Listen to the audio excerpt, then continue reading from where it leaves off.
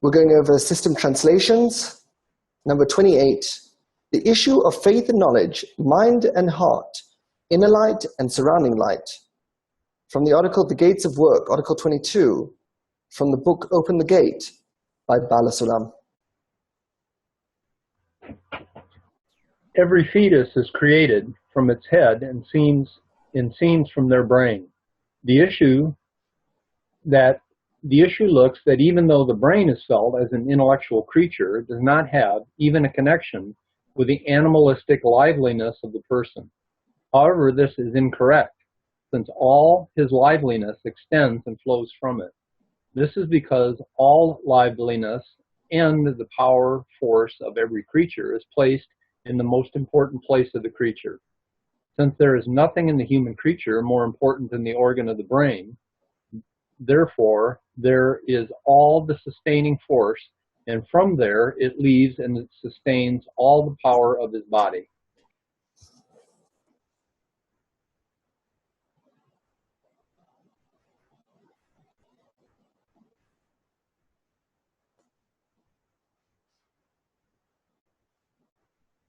The brain is enclosed in cranium and bone, and it has no actual connection with any physical organ, apart from the thin veins connected with the eyes, and at its end there is also a connection with a round meat shaped like a bean that is at the head of the spinal cord.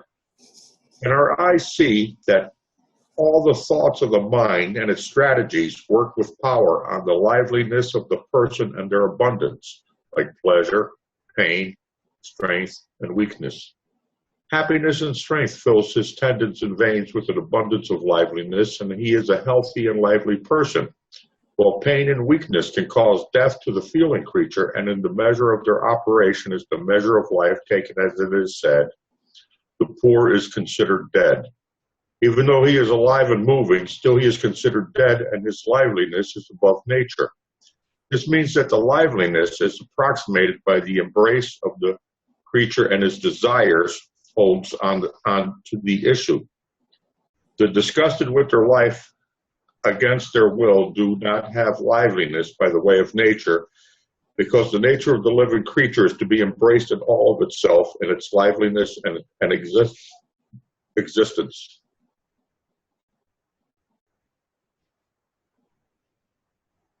And we find in these two operations, or one thing that sucked his liveliness, like pain and poverty, or that he is really missing part of his sustaining life force, and therefore is not receiving his life abundance as the nature of every living thing.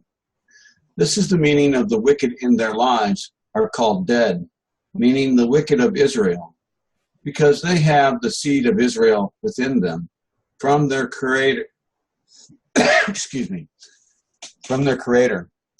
A discernment of additional holy connection in their body, which in this are differentiated from all the Gentiles of the land, called in the books a part of God above. And if this piece is missing, not only is he considered incomplete, but also is considered like he is dead. And even his movements and sign of life that are sustainable within him are considered not natural.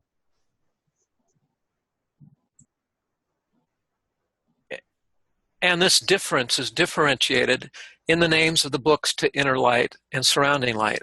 This means that those who live by nature and their will embraces their existence completely because he enjoys himself, and therefore inner light is abundant inside of him. However, if his life is unbearable inside of him because he is disgusted with his life, therefore his life force is from the outside extended to his existence, and it is the discernment of the surrounding light for him.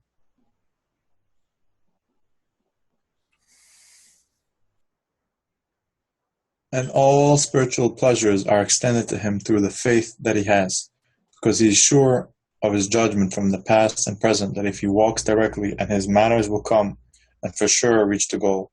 His faith grows on every step, and in this measure his pleasure grows and transcends, and in this measure his desire embraces his desire of livelihood and perfection, and is therefore called alive.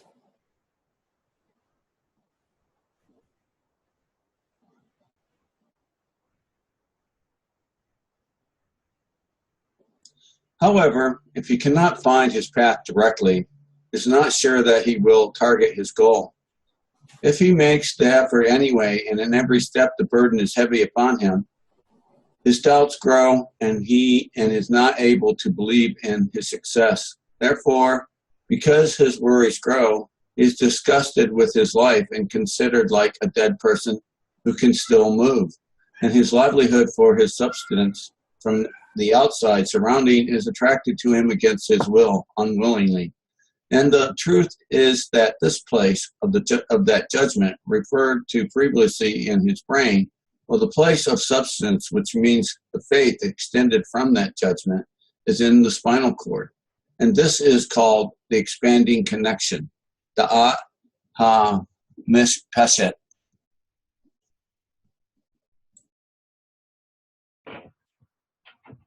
And if we could nourish the spinal cord with the discernment of faith before the judgment has been made, we could provide sustenance to any person. Because the truth is as the eye's view does not depend on the brain. However, this is very difficult and it is nearly impossible, unless through the brain in the judgment as referred to previously. And you should know that there is nothing that ends in the brain that is worthy to expand to the spinal cord unless it is physicalized there in the brain in the complete physical form, which means the discernment of imagination. And just like love will not happen for someone who he does not know, which means that he has already been imagined, that it has already been imagined in his mind. Because in the meat of the brain above is written in completion everything that the person has ever saw, and it is confirmed by those who see in a microscope in the dead brain that they can read all the books that the person read in his life, because all the forms stay there for eternity. And just like the physical hands, he would draw letters, buildings, and forms, and everything that has his eyes laid on in his life. And therefore, all the thoughts that he thought are fixed there, because it is the way of the thinker to draw in front of his eyes letters, and with his force draws also their names forever.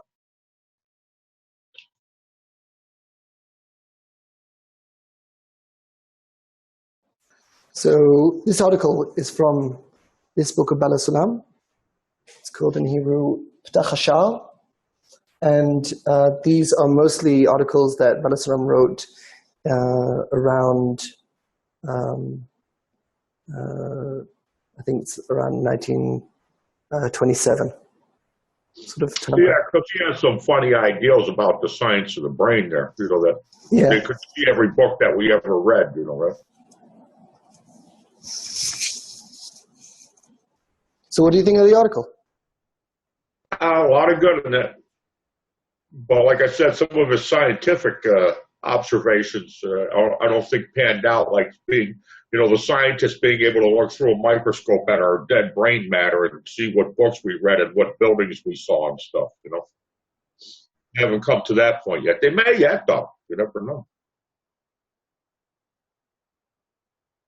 I think the main takeaway is to come to a point to live with your internality and not have externality affect who you are.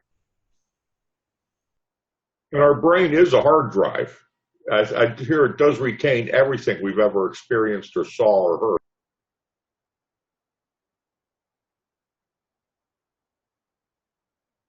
I think that it's interesting how many people can think of what they see that is what they are, and because that's just outside of them, and not taking it into account what they have internally. I think that's a pretty good point.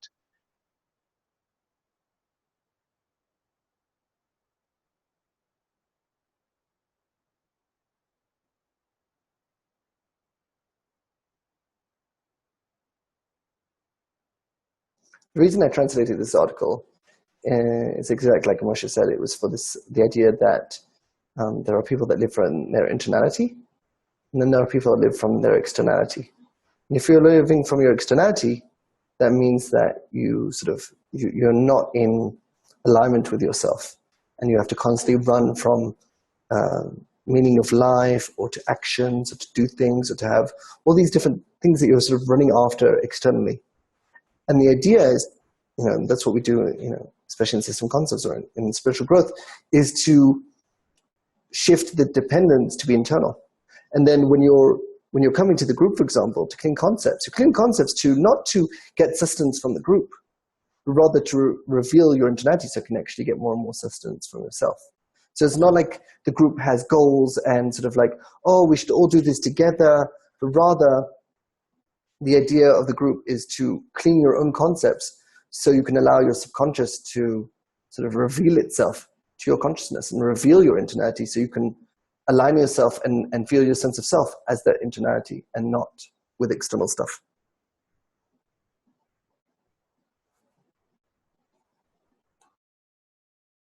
What is the meaning of having, because there's a piece on the reading that says that there's what you have on your head and there's what you have on your body and that they're separated. What do they mean by that? So let me just see if this is what you're talking about. This part?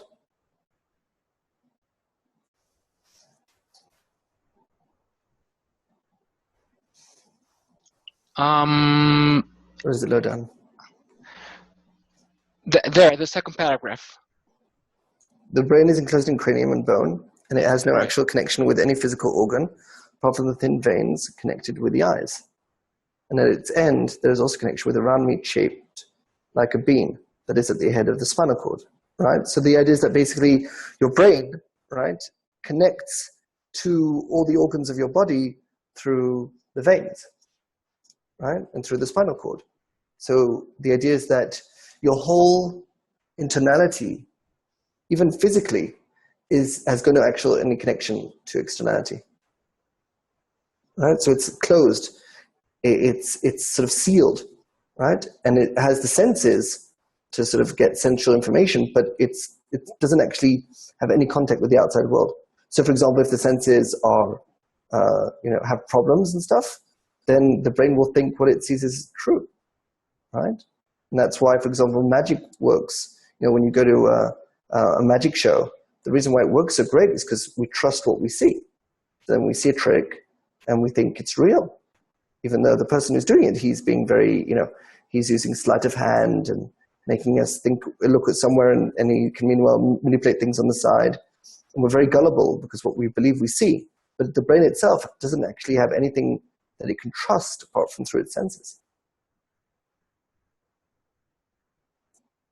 Go ahead, Cedric. Thanks. That makes me wonder if the brain is actually the one that makes us see our internalities or externalities. Could that be that the brain is the one that manages that controls that in a way? We're not trying to change our senses, and we're not trying to change our body. We're not trying to change what we do with our hands and legs. We're trying to change our perception. And our perception, of course, is in our brain.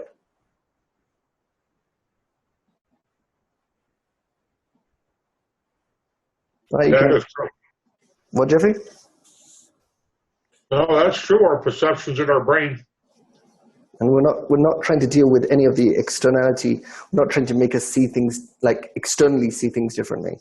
We're trying to evolve and mature our perception of what we see. So we're not trying to, see angels and see all different forces and stuff. That's not what we're dealing with. We're dealing with just maturing our perception to allow us to understand what we're actually seeing. It's like we're getting certain images and we think they're one thing, but actually they mean something totally different. We think, oh, we're living in a world. Why? Because my senses tell me. It's like, well, actually, no, it's just a movie. So start treating it like a movie. Start treating that you're not in the movie. You're outside the movie, looking at your character that is walking around in the movie. But you are not the movie. You are not in reality. You are looking at reality. And then the idea is to sort of give you that separation to allow you then to actually manipulate reality and actually sort of, know how to put yourself and how to talk with people and how to interact correctly with people, because you're an actor. You're a character in the game. And therefore you can sort of view things outside of that emotional instability that sometimes reality throws at us. But you can't do that at the beginning because you think, oh, if I see that I'm in the world, then I must be in the world. It's like playing a game, though. It looks like you're the character in the game, but you know that you're not the person in the game. There's you, and there's the person in the game. But the problem is, in reality, we see ourselves as in reality. It's like, no, there's two parts. There's your perception, and then there's your perception of reality. And the idea is to sort of move your sense of self from reality to your perception. That's going from externality to our internality. Yeah, I remember grappling with that concept at EC, and that's the hardest thing for us to grow. You know, we do it, slowly, but it does happen. I'm getting that more as I'm seeing my reality as the video game, and I'm getting better at that. But I remember when I first heard that concept, it was like mind-boggling.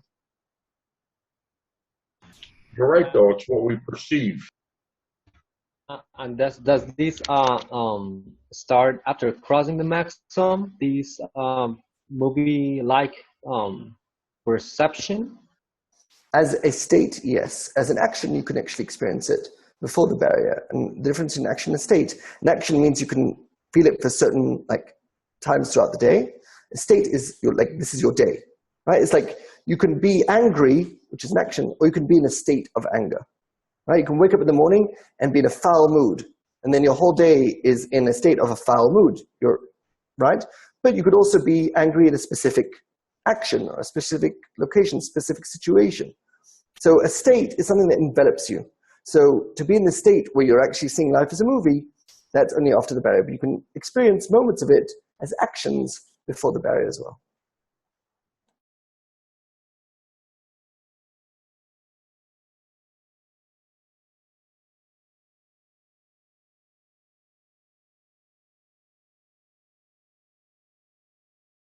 Okay, but the catch here, the caveat, is that after the barrier, I get to see the film-like thing, but then I can get to become the hero of the movie. I can get the life I want. Well, my ego wants. Yeah. That is true. But for that to happen, you need to be the director. And for you to be the director, you have to be outside of the movie. So you have to be outside of the movie, but interact with the movie. So that's what it means to become the creator. It's to become the director of your life. Yeah, I'm trying to get control over my dispatcher.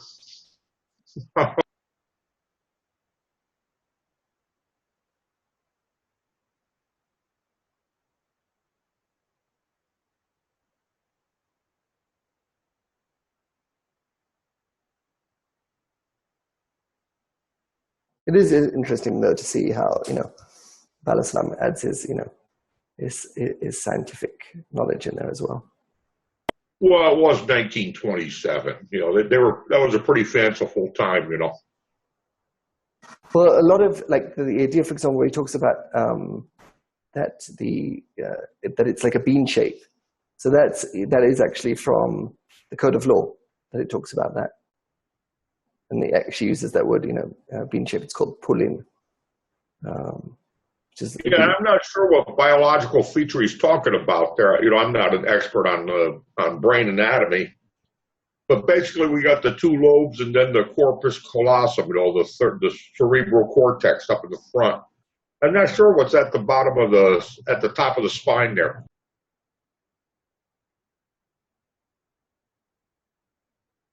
Medulla oblongata. Exactly. Golgata? Medulla oblongata. Oh, yeah, right. That's what people try to manipulate that by rubbing their temples, right? There's a whole cult on that. They rub their temples to manipulate that.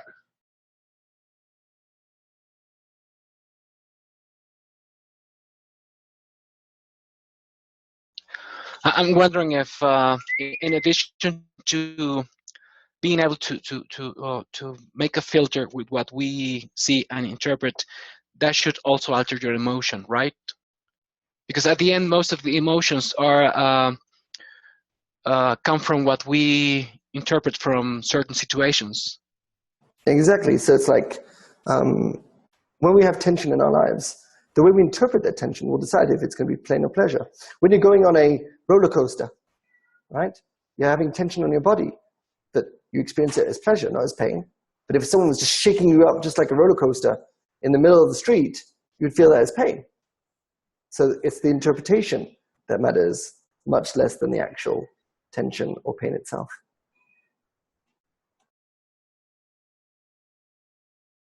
And many times we're actually going through this transition in this age where like facts are losing their importance. And what matters is the way you feel about facts. If you feel that your country is not safe, it doesn't matter if the facts say otherwise. The facts could say that crime is going down in your city. But if you feel unsafe in your city, it doesn't really matter that the facts say otherwise. We're shifting we're going through this transformation from going from reality to our perception. Facts is what says reality. It's like, look at the physical, the crime rate is down. Reality says so that the crime rate is down. You're like, but I feel like the crime is going up in my city. And that's perception. And we're going through that shift from just caring about facts to caring about perception. And I think if you look at the politics today, you can definitely see that it's more important the way you perceive things than what is actually happening. Yeah, that's absolutely true, especially here in the USA, between as Donald Trump showing. Exactly, and it's showing, and many people think that the response is to show more facts. It's like they're missing the entire point.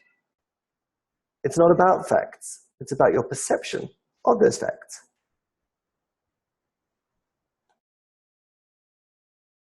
But people are choosing fear. Did you see? I read a post from Rav Leibman today. It's about how radical Islam is going to be taking over, Egypt and Turkey, and then the rest of Europe. He writes, and I thought he'd be more optimistic than that, but well, it basically takes over third world countries, but it can't take over first world countries. Yeah, like Europe, I don't see that happening. So it can't happen because the idea is that the whole idea of first world countries is business, and terrorism, doesn't normally deal with growth of business. It might deal with money and stuff, but it doesn't deal with growth. It doesn't deal with communication and import and export. So if you're cutting off import and export, then you're basically killing first world countries. So no one with a first world country mindset would be able to embrace that kind of ideology. So to kill the ego means to stop identifying with the ego? Exactly. Deactivating. Like killing is deactivating. But the thing is that you actually need an extreme ego to deactivate. So the idea is that you still need that ego, because even when that ego is deactivated, it's not that that force is lost. It's actually included in the screen. We've been learning that in Ticha sessions. That it's not like you have to create this huge ego and then like stop it from working, but rather you have to sort of shed it from its previous notation, and you have to put it now into the screen and for it to serve the screen now. So many people want to kill their ego, but they don't actually have much of an ego to kill.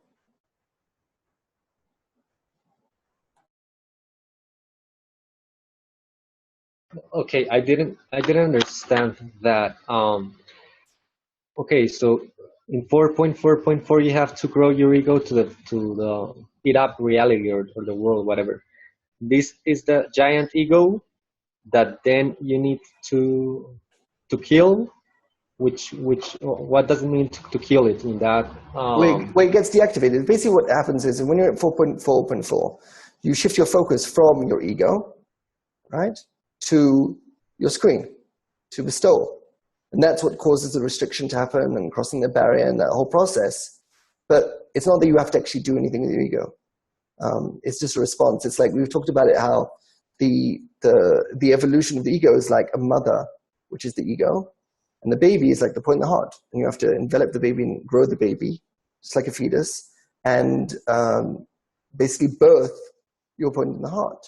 And when the baby's born, what do? You shift the focus from the mother, that's where you're investing in the mother, in the ego, to actually grow your point in the heart. Then what you do is when the baby's born, you actually shift your sense of self from the mother to the baby. So you shift your sense of self from your ego to your screen. And then the ego serves your screen, but it's no longer your sense of self, and that's what it means to kill your ego. is to shift your sense of self from your egoism into your altruism, which is the screen. The problem is that most people, their point in the heart is still inside the ego. So if they want to kill their ego, they're going to kill the baby as well. They're going to kill the screen. And because you can't shift your sense of self to the screen unless it's outside of the egoism. So as long as your screen, your point in the heart is inside your ego, you can't kill it. So what you have to do is you first have to grow your ego and invest in your ego, which will grow your point in the heart. Then the point in the heart gets born outside of your egoism, and then you can shift your sense of self from your egoism to your screen, and that's called killing your ego, which means it's shifting your sense of self. It's killing your previous feeling of who you belong to. It's like killing your ideology, sort of thing. Right? So what you said before, that before the barrier, one can do an action of being like in a movie, that would resemble killing the ego. So it's not killing the ego, but it's like you get a sense of it, but you're not actually killed it. It's like you could say you're killing it as an action, but not as a state. You're not in your state is still in your egoism. You might have a sense of being in bestowal, which means the sense of being outside of the movie, viewing the reality from the creative's perspective and not from the reality perspective.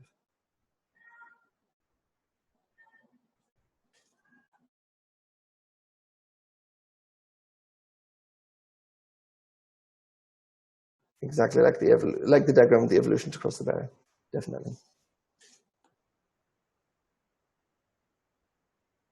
What about the Rob Lightman talks about hating the evil? Well, evil is immaturity, right? So does this emotion of hatred against having immature concepts, does it advance the person, or does that?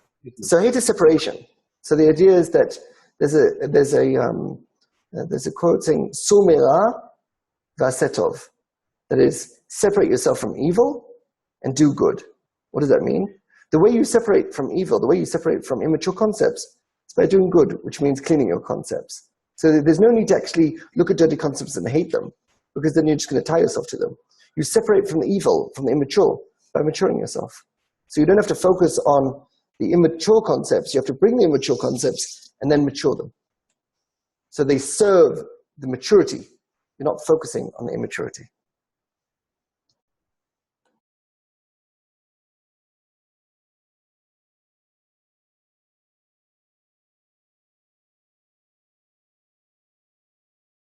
So I'll bring up that diagram for you all to see. Right, so this is the diagram of evolution to cross the barrier. So in phase 1, you've got your egoism. Then in phase 2, in the spiritual society, you get your point in the heart and you're starting to work on that. And that's your focus on the point in the heart. But then what you have to do in phase 3, you have to shift, you have to sort of leave the point in the heart alone and you have to focus on your egoism and invest in the mother. But the mother's like the egoism. And by doing that investment, it actually grows your point in the heart, which is the hardness of the screen. And then you continue investing in the ego, right, to its maximum. And then that pushes the point in the heart outside of your egoism. And then you shift your sense of self from your egoism to the point in the heart. And that's called the first restriction. So you go from humanity to the spiritual society, to the group, the individual, and then first restriction. So phase 3 actually starts in 2. Yes. So the idea is that phase 1 starts from 1.1 to 1.2, which is humanity. Phase 2 spiritual society starts in the darkness of humanity. So it's 1.3 to 2.2, which wants the meaning of life in that situation. In phase 3, the group, from 2.3 to 3.2, you're dealing with advancement. And then phase 4, individual, 3.3 to 4.4.2, that's when you're just totally focusing on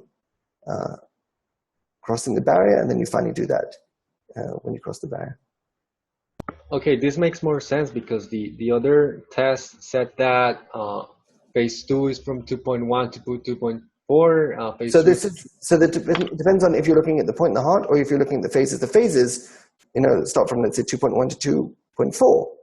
But the point in the heart goes through the evolution always as the darkness of the previous phase. So we always talk about there's a difference between a phase and a state. So the phases are phase 1, phase 2, phase 3, phase 4.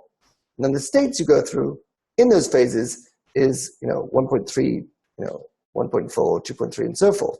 So the idea is that when you're in 1.3, you're in the darkness of humanity, but why is it darkness? Because it's darkness towards the spiritual society. And when you're in 2.3, you're in darkness. Your phase, right, where you are, is in the spiritual society. You're in 2.3. But you're feeling darkness towards the next phase, which is phase 3, which is the group. What do you mean feeling darkness against the group? Like not agreeing with it? Yeah, it's like you're so used to the spiritual society, it's hard for you to leave that outlook and actually sort of identify with phase 3. You're still not identifying in 2.3 with the group. You're still identifying with the spiritual society, even though you feel that you're not there. So it's like you feel distance from the spiritual society, but now you actually feel. So you feel you're in the spiritual society, but where you really are is actually in the group, and that's where you're feeling that darkness.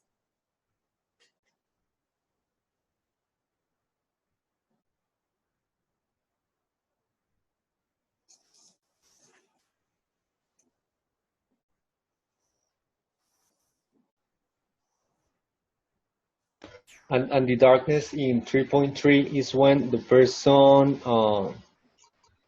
doesn't really want to become autonomous, and the next phase is that he becomes autonomous. 3.3 is when you get the pain point. I would definitely refer to the articles 30 to 37 for more information on the phases. Which articles? 30 to 37. 30 to 37. Yeah, Egoism in the Work, Part 1 to Part 8. Okay. Concepts, Volume 1.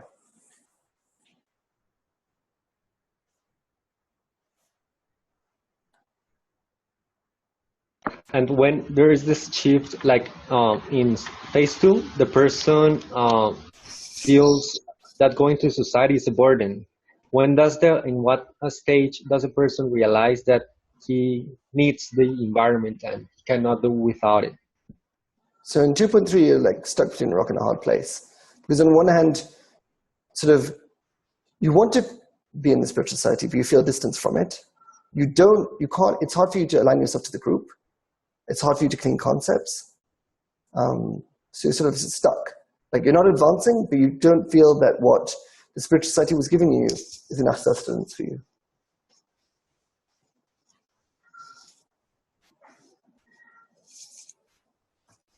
Yeah, for me it was when the young group failed to launch, It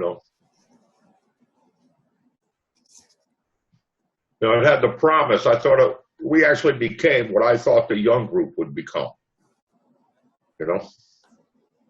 Yeah, so for different people, they feel that state throughout it, and it's a hard state to be in, because on one hand it's so hard for you to give up all your previous thoughts and understandings of concepts, and you might ask a lot of questions and get a lot of answers. You can't internalize them, and to move to 2.4, you have to start internalizing concepts and cleaning them. And also it's hard the cleaning of the concept itself, because one doesn't know how to do that or where to begin.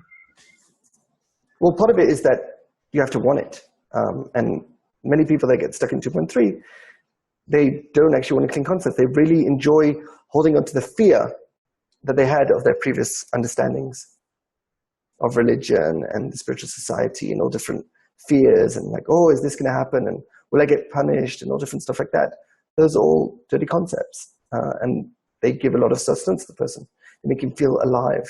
So it's very hard for him to suddenly leave those and actually clean them and actually sort of become more pragmatic and more sort of a thinking person, and less emotional.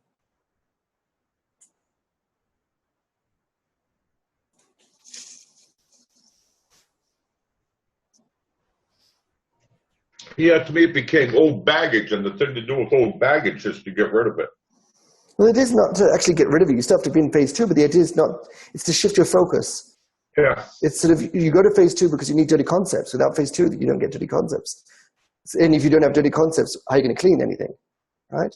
So you still need those dirty concepts, but your focus is to actually clean them, not to, you're getting the dirty concepts in order to clean them. You're not getting the dirty concepts for the sake of the dirty concepts. Right, right. And so phase one, we're getting filthy concepts, right? Well, in phase one, you're not getting dirty concepts because when we're talking about concepts, we're talking about concepts of bestowal, of altruism. Okay. But in phase one, you're mostly dealing with the concepts of egoism, of getting better at business and getting better at, technology and stuff like that. They're doing great. They're doing great. Technology-wise, it's fine. They don't need spiritual society for that. Humanity is evolving great in actual use of food, sex, family, money, honor, and knowledge.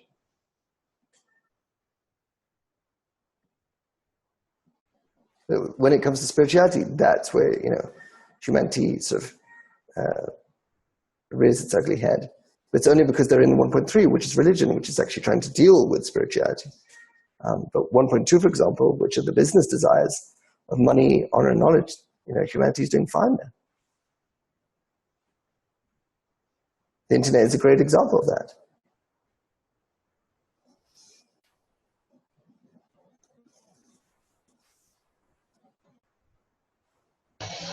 The focus on internal power is only after the barrier, or before the barrier there's also these The state. So you have actions, which is like specific focus, but you experience it as your state, your sense of self after the barrier. What I mean, does the desire for internal power somehow shapes things in such a way that the concepts I need cleaned become present in my life, or that just doesn't happen? Well, yeah. So you basically got the preparation phases, right? So those, where you are, and the idea is that you have to sort of have the importance of why do you even want internal power? Why do you even want to clean concepts? Like, basically, you have to have your future, which is more important to you than your past beliefs and understandings, which were immature. But it's very hard to let go of them. And you sort of constantly refer back to them.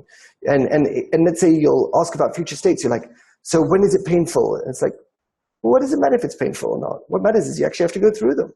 Breaking the vessels, you have to go through them. So what does it help you asking so many questions of like, is it bad? How bad is it? And all that stuff. If it's something that everyone else is going through, you've seen other people go through it, and sort of they've survived. So I guess it's not that bad. It might be emotionally very, very hard. You get through it and you move on. But you have to have a goal for that to happen. And if you don't have the goal, then you're constantly going to sort of scrutinize of like, is it really worth it? How much is it worth it? How much pain is it? And the idea is to sort of stop focusing on those details. Focus on the details that you need to actually move to your next phase. Yeah, the cost-benefit analysis that we're prone to do. But you're right, it's because I'm filled with that a little bit of trepidation right now about the breaking of the vessels, Exactly. But I think my other group mates have made it through. Yeah, so, you're not that special that you'll actually get stuck in it. I'm not special at all.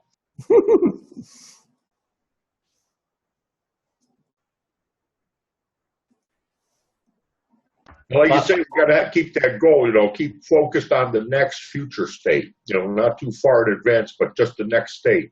Exactly. There's so many people that like really want to know, like, what's end of correction like? It's like you haven't even crossed the barrier. Cross the barrier first, and then we can talk about, getting close to end of correction. But there's like even before the barrier, this is my perception, that there is this protection of there is none else beside him. And that there's he's good that wants to do good. So it's not like one is going to get stuck because there is some discernments one has that even if on a decent or whatever, one still kind of know the root. Well, what is if we're talking about concepts, what is good that does good? The internal power that wants to bestow to give to us his influence, his internal power also. Okay, so if someone, for example, is plateauing and not advancing, it's true. The reason they're not advancing is because they don't actually want internal power. So as long as they don't want internal power, and uncleaning concepts, of course they're not going to advance. So it goes hand in hand.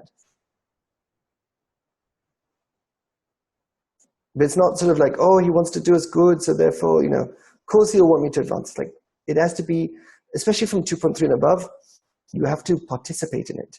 You have to feel active in it. So you can't just sort of say, oh, there's the creator, he's outside of me, he'll take care of me. That's a dirty concept. The creator is within you. So anything you're doing, that the creator is doing through you. So there's no point sort of saying, well, I'll wait for the creator to do something. I hope he takes good care of me. You are the creator. The creator is inside of you. So you can't rely on this other force to do the work for you. You have to do the work of cleaning concepts. Yes, the result of those concepts being internalized and all that process is done automatically. But you have to clean the concepts in your consciousness for your subconscious to do the rest of the work. But if you're not doing that conscious work, how is your subconscious going to continue on? When it requires your participation. That's what's called an active point in the heart. It requires active participation. So you can't rely on some other force saying, oh, I hope the creator outside of me, he'll take care of me. There's no creator outside of you. The creator is within you. So you can't use that as an excuse to sort of be, well, it's okay where I am because the creator will take care of me. It's like, yeah, you're taking care of yourself.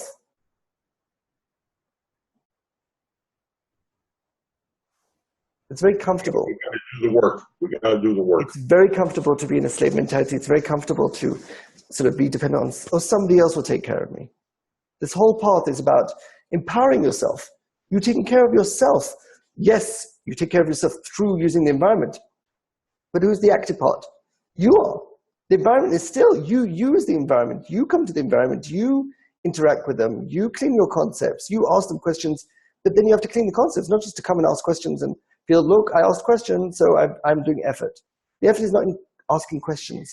The effort is in internalizing and scrutinizing those concepts and cleaning them and internalizing them within you. That is the effort. The effort is not coming to the group. The effort is cleaning those concepts using the group. And the importance is the cleaning concepts. Yes, you come to the environment, you come to the group, and you talk with us and stuff like that, but those are just to prepare you to actually get clean concepts for you to internalize. But the work is, the effort is the internalization of the concept. So as long as you're not doing that, you could be in all these sessions, you could ask loads of great questions, get great answers, and not advance at all. Internalization, when you say internalization, it's like feeling? Making the concepts part of you.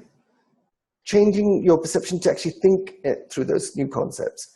Thinking through those new understandings. Maturing your perception. So not just saying, oh, the creator is good, that does good, that means internal power, that gives internal power. It's actually feeling it and understanding, well, where is that internal power? That internal power is within me. That internal power is not something outside of me. So it is not to just, like say the quotes and say the translations and stuff, but actually start thinking that way. Start moving it. And just that first movement towards thinking that way, you reach 2.4. And then you focus on it towards the goal, and it's 3.1, and so forth. You have to do that movement, and as long as you're not doing that movement, you'll stay in 2.3. And you'll have many excuses, and you're able to blame, oh, it's this, it's that, I didn't get this, I didn't get that. Great, valid excuses. But they're still excuses, and they won't actually move you forward. To move you forward, you need to want and desire to move forward, and have to clean your concepts. And you come to the environment to actually learn, okay, what else can I clean? What can I internalize? How can I change my perception? Start looking at the world differently.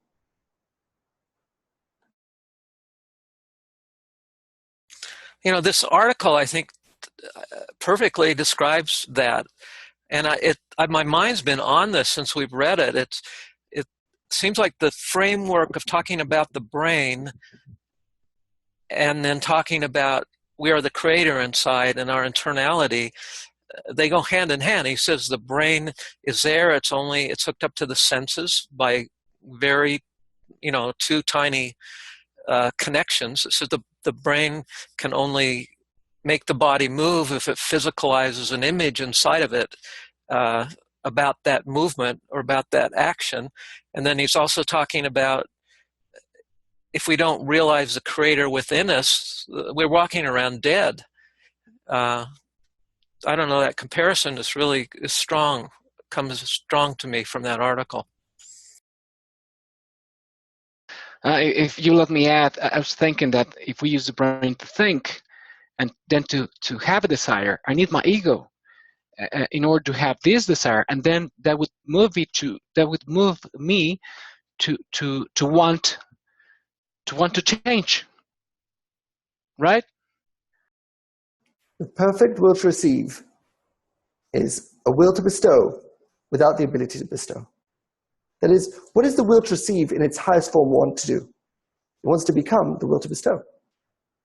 So for that to happen, it first has to realize that it is the will to bestow, and then also realize that it doesn't have the ability to bestow.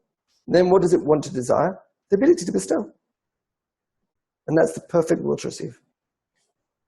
Wait a second. You said that the will to receive is already the will to bestow?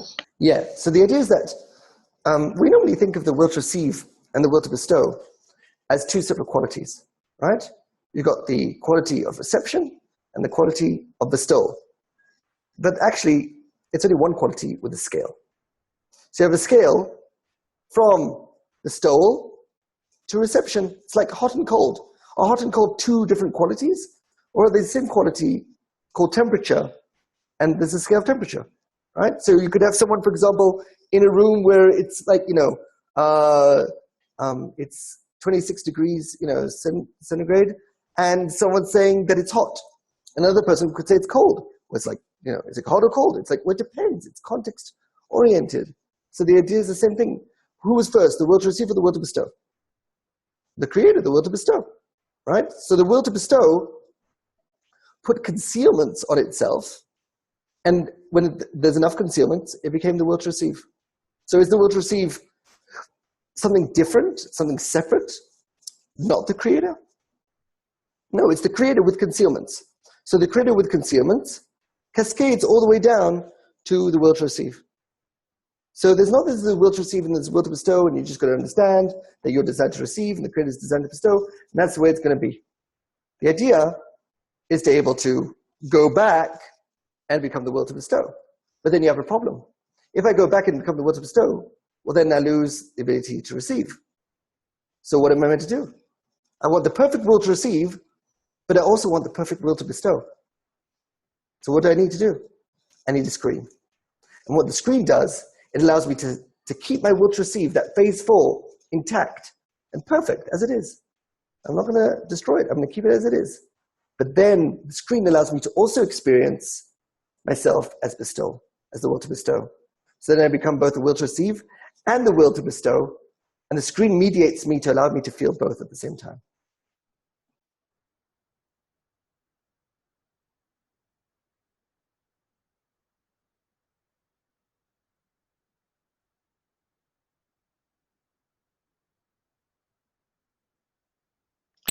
Would it be right to say that our will to receive is also a sort of ego or part of our ego? The will to receive is egoism. So the will to bestow is altruism, and the will to receive is egoism. Right? They're synonymous.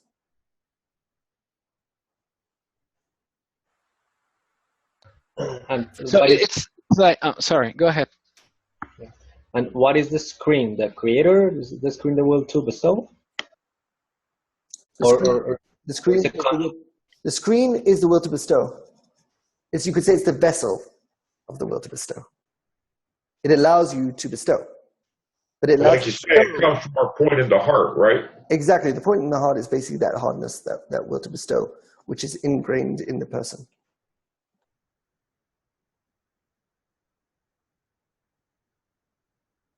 We're so used to thinking of the will to receive and will to bestow as two separate qualities. But think about it. When we say the GE and the achap, and you can fall from the GE to the achap, from the desires of bestowal, which is the GE, to the desires of reception with the achap, how is that possible if they're totally two different qualities?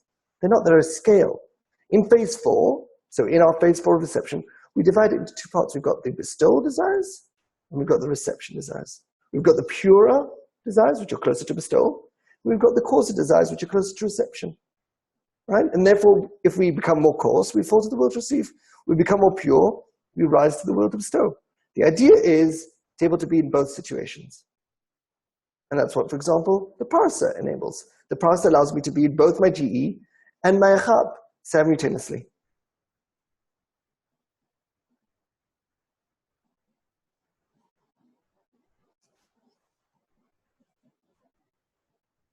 I agree. The scale concept is very important. It's what allows to sort of understand how we can become the creator, because we are the creator. But the thing is, we don't want to return to becoming the creator with our will to receive, because then we weren't able to succeed in life. It's like if you become the point where you're only observing reality, and you couldn't care less about reality, then how are you going to be successful in reality? How are you going to be able to marry? How are you going to be able to go to your job if you're like, well, it doesn't matter if I go to my job or not? I'm the creator. What does it matter if I get married or not? I'm the creator. What does it matter if I eat or not? I'm the creator. So that doesn't help. But on the other hand, if you're too much in your turmoil of the will to receive, well, that's not healthy either. So you need to become two. You need to become the will to receive and the will to bestow. And the will to receive needs to serve the will to bestow.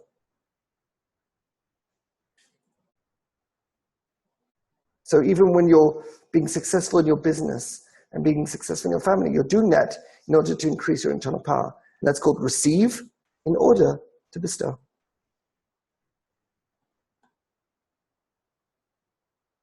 Wait, what was that? Can you repeat that last thing?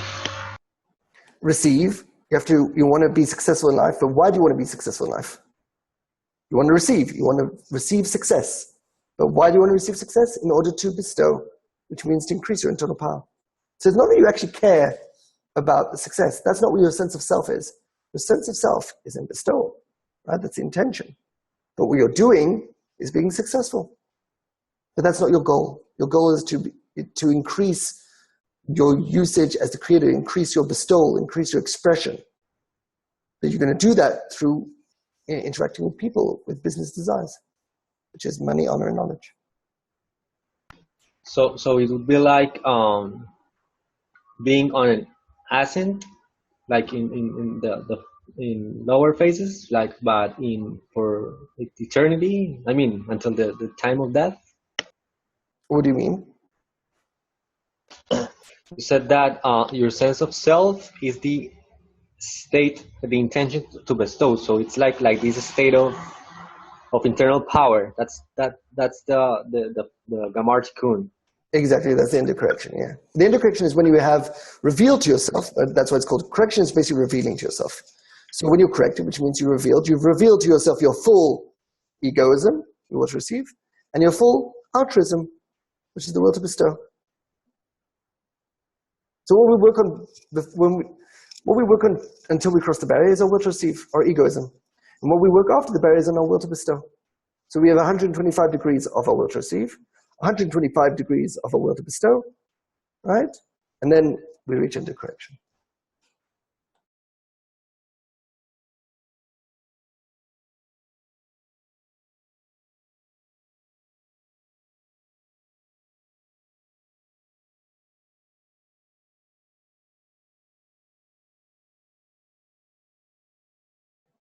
All right, I think we'll stop here and to the after party.